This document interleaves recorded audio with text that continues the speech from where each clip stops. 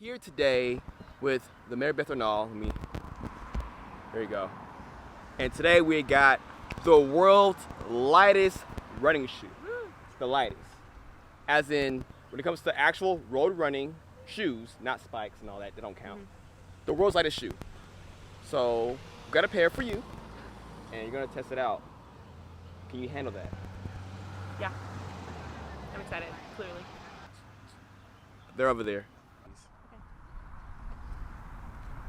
I'm gonna sit in lane 1, which is not proper track etiquette. What's your experience with fast shoes? You seem to be fast. Yeah, most of my experiences with spikes, although tempos and workouts in like different versions of the Nike Streak. I like the LT for track work. It's got actually kind of similar to this, really firm material on the sole. So, but it's most of my experiences within Nike. So, do you want to guess how much the shoe costs? The world's lightest shoe. You guesstimate? Okay. The world's lightest shoe. This is has some Pebax foam, simple upper. What's Pebax? It's like the stuff they use in Nike Zoom X. 100. A heel cup, ventilation in the forefoot, and the sides of the shoe, minimal overlays. The shoe is 3 ounces, so therefore you can't have a lot going on. The float ride, midsole, similar to what you get in Zoom X from Nike. So it's like these little mini, kind of like rubber. You're too close, too close. Sorry. These mini rubber like outsole pieces. So I guess it's like lighter because it's broken up in pieces, but it's full coverage. It's nice. It feels like very firm and sticky, which is cool. Yeah, I think they did that. Especially if you're taking it to some different surfaces. That's a cool thing. Yeah.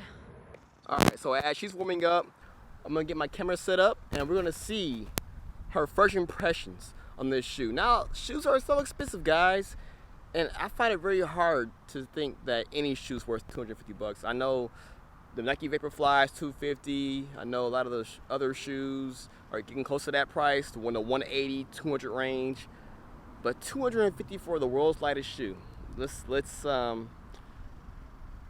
We'll see, you know. She knows nothing about this shoe. She's not very biased on what it is. I'm watching her the whole time. We don't want her to pull anything because if this shoe is light and fast, she might go faster than usual. But we'll see what she thinks. We're back. How's that heat? I ran that a little too fast. Whew. That's a good thing. Yeah. All right. Cool. They feel light? I mean, are they like... Yeah, they feel light. Softer than most flats / like fast shoes I've experienced. Nothing to complain about. All right. Nothing to write home about necessarily yet. All right. Hey, let's do one of those like montages of you like looking all cool and going fast. Okay. We can fake it. Yeah. The power of editing. Right.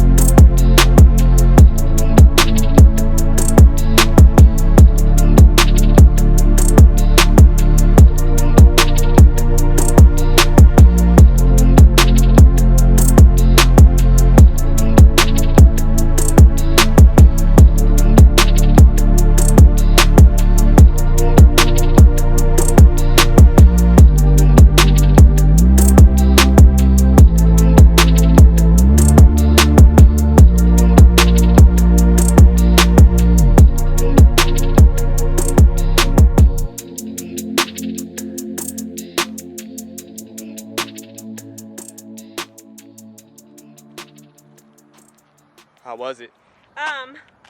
Good. They're good. Good? Yeah. What are people gonna use this shoe for? Do you think there's enough cushioning on it to go like a marathon? To me, like, it just doesn't come off as much softer. And I keep harping on this, but it's like my point of comparison. It like doesn't feel that much softer to me than a Streak.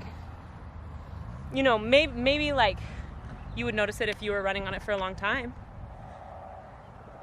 I have nothing bad to say about how the shoe feels, how it fits. It's nice, it feels fast. And like maybe this is just a personal opinion, but with like flats and that type of stuff. Especially if there's no carbon, it's not like a cushion, it's not like a Vaporfly situation. Like, you can't get that fancy with it. Like, this isn't, to me, it doesn't feel groundbreaking. I know it's really light, but Just a light shoe. yeah. Because people always ask, like, the shoes, try the shoes. It's worth it, $250. Yeah.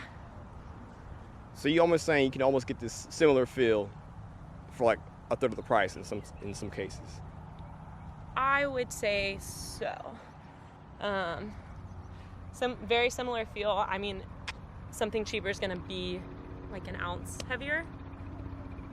Would you pay the $150 more for an ounce lighter? I wouldn't, but some people might.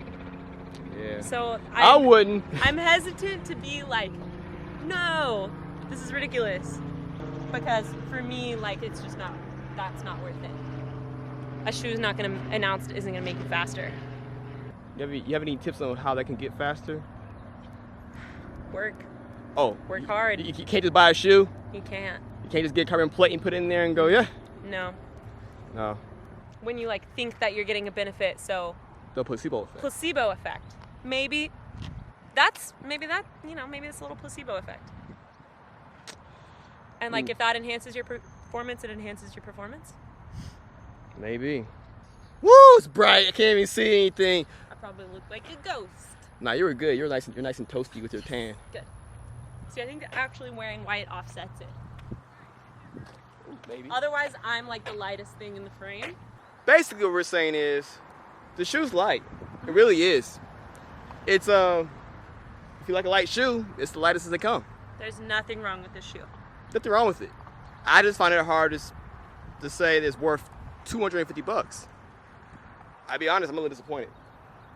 I expect like something groundbreaking for $250 from a Reebok. Yeah, At all brands. And Nike, Yeah. you have the swoosh. People want to buy it because the swoosh, right. brand recognition for the sport. Maybe for a CrossFit shoe, maybe Reebok has more like, you know, reason to pay more. But for a running shoe, I don't think they're quite there yet. I don't quite get why it costs $250. Oh, you gonna tell us, somebody in the comment section? Let us know. I don't know. But I don't know. I don't get it. I don't like being mean, so I'm trying to think of nice things to say about it. There's an ant on your shoe. Where? Oh, Like. here you go, little guy. But with that said, this is our thoughts on the shoe. This is not a review. This is just overall initial impressions on this lightweight shoe. We thought it'd be interesting to see how it is. But if you want a full review, let us know. Be sure to stay in school. Don't do drugs if you can. Keep it tight, y'all.